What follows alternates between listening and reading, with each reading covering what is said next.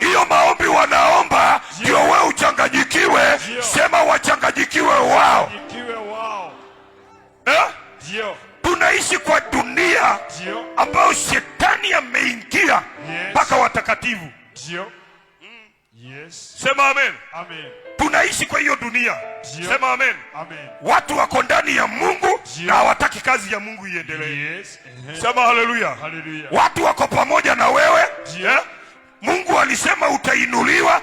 Ukiinuliwa wanaanza vita na wewe.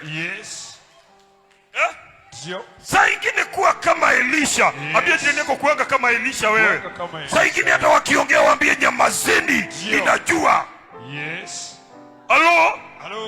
Elisha hakuwaruhusu wana wa manabii wamvunje moyo.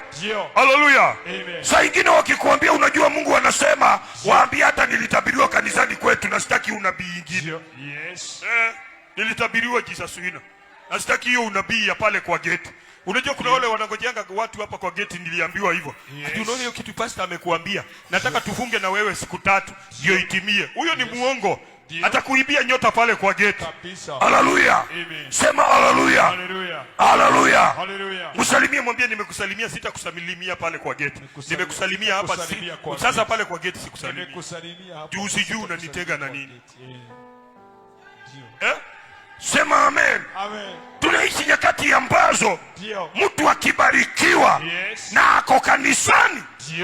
Haleluya. Tunaishi nyakati ambazo mtu akibarikiwa na ako kanisani, watu wanasema ni majini. Aliombewa hapa, alitabiriwa hapa, aliambiwa utainuliwa. Wengine mahali pale nyuma wanasema hapana, hiyo sio Mungu.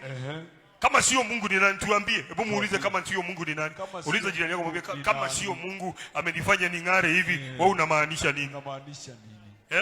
Muulize kama sio Mungu hiyo kakoti, wewe unasema ni